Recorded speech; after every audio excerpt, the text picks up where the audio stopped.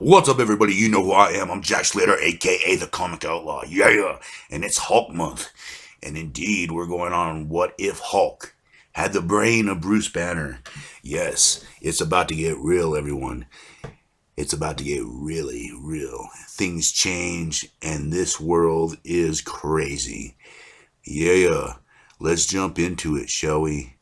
And I can't believe that Thunderbolt Ross is actually standing up for the Hulk. But as we see the Hulk in the form that we know him at this time, a rampaging beast. This is a little bit after he got his power, and him and Bruce were two separate beings, basically. One a rampaging brute, and the other one the scientist, both trying to destroy each other. And you can see the cops, jumping on him, trying to shoot him. And this is a point where they don't know how strong he is. So they just think he's another costume freak, so they're just trying to take him down by any means necessary. Of course, the bullets are bouncing right off of him. I mean, he is the Hulk after all. And he just throws them all, jumps away, and just says, "Leave Hulk alone." And he ends up in the desert, the forest, hiding. And this would become the Hulk's MO for many, many years. Hiding in the desert, the forest, the mountains, anywhere that he could get away from people and just have a moment. Now he's looking and wondering why. Why is it so hard for him to think? Why does he feel this bottomless rage? Why? Why does it feel like there's something else inside his head? Because there is. Bruce Banner is in there. And for someone's watching him, the Watcher, the being who's in charge of watching the different realities and multiverses. And he could tell him what's going on, but it's his duty not to interfere. So he just stands there, invisible, watching as the story unfolds. Now he's basically explaining what's going on, how Banner became Hulk through the gamma bomb explosion. He built a big gamma bomb. Basically, they were testing it out, and right before the countdown, there was this stupid kid named Rick Jones who was out there in his car playing his harmonica. Bruce ran out there to get him. They pushed the button anyways, knowing Bruce was out there. He managed to get the kid to the trench. The radiation hit him, but instead of turning into the Hulk, he woke up. Yes, he took the blast.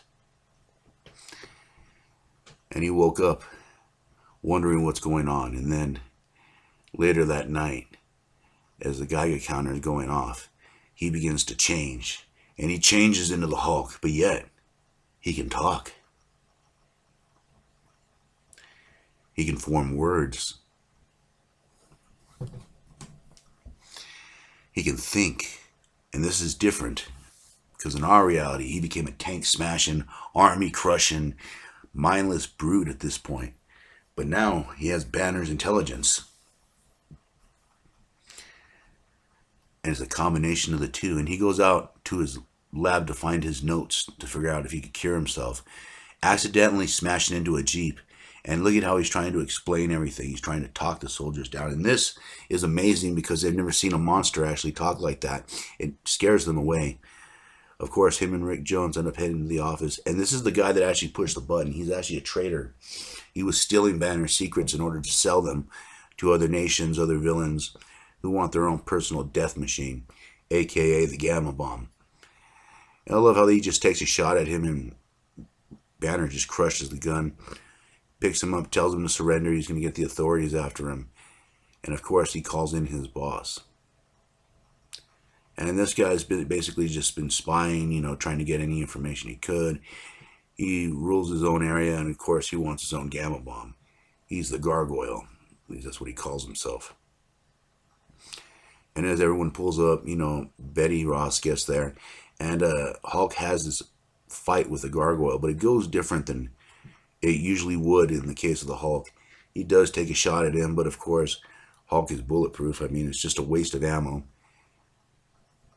And this is where he was about to lose it, but then Banner fully takes control at this point. I think there's a little bit of brute in there, but he just kind of stamped it out. He takes the gun, of course, crushes it, and instead of smashing this guy, he makes peace with him.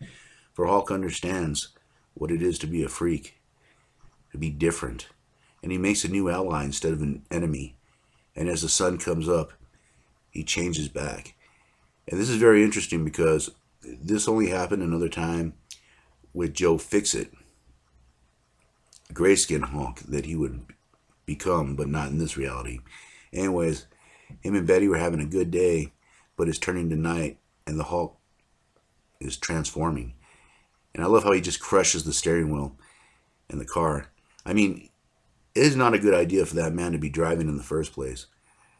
Of course, he gets into a discussion with Thunderbolt Ross, and he finally makes peace with him because Banner tells him, "Oh, I wasn't good enough when I was smart and skinny. Now I'm not good enough being super powered." And this allows them to make a little peace, and Bruce and Betty are able to pursue their relationship. And they end up getting married. They move into a nice house together. And basically, it's just typical marriage. I mean, other than he turns into the Hulk at night. And it's just kind of an interesting dynamic they have. You know, they're actually happy. She's happy to be his wife. Of course, he gets a phone call from the Fantastic Four. And this is where Reed is really trying to work to cure Ben of his ailment. Well, being a rock monster 24/7. But Bruce comes up with another idea. Using the gamma radiation and research with Reed, they take all their knowledge and they kind of combine everything, and they make a machine to reverse him being Thing. He won't be super strong, he won't have any kind of strength, but he will be human. And right now at this point, that's what Thing wants the most. They fire the beam and he turns human. And this is where they decide that the Fantastic Four should maybe just go their separate ways. They're no longer the Fantastic Four. And of course, Hulk goes on his way too, and he finds someone put dynamite in the middle of the road. And Hulk, of course, gets rid of it. And this was also a trap by Loki. This was supposed to set up the Avengers and that whole mess. And this situation never happens. So Earth's mightiest heroes don't get together. They're individuals at this point.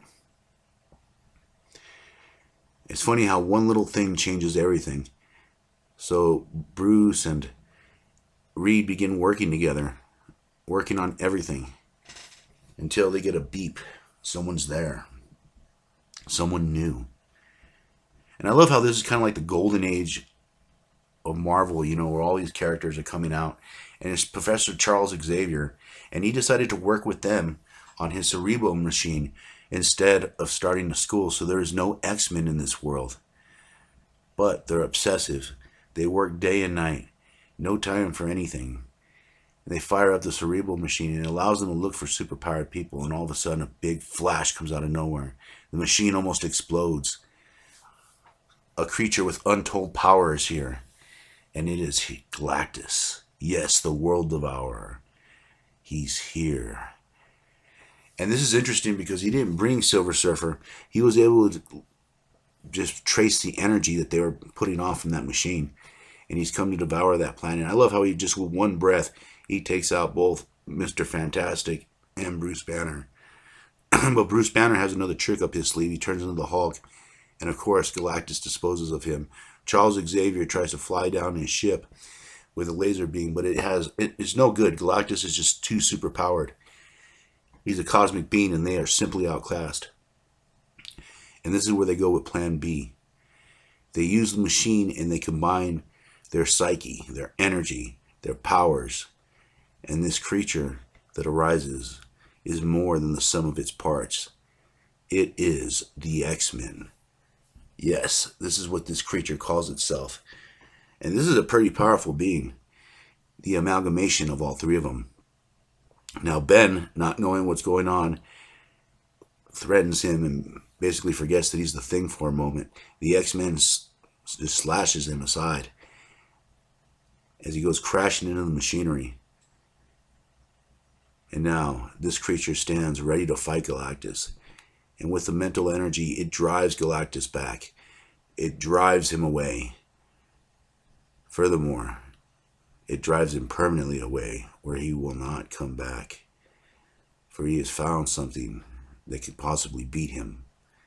And of course, this being does run out of energy and it falls, and all three of them kind of separate again. And now they've all lost their powers. Bruce losing the ability to turn to Hulk. Reed losing his ability to stretch, and Professor X losing his mental power. But it did have another side effect. It ended up turning Ben into the Thing again. Yes, the Thing is back and he is pissed. He has no forgiveness for any of them for what they did to him. He was mad at Reed in the first place for what they did, for what happened, in the ship, and now he will not forgive him as he smashes the wall and jumps out. And yes, Thunderbolt Ross has a new target, the Thing, and he is the monster they're hunting now. And now we live in a world with no heroes. And I'll catch you on the flip side. Yeah.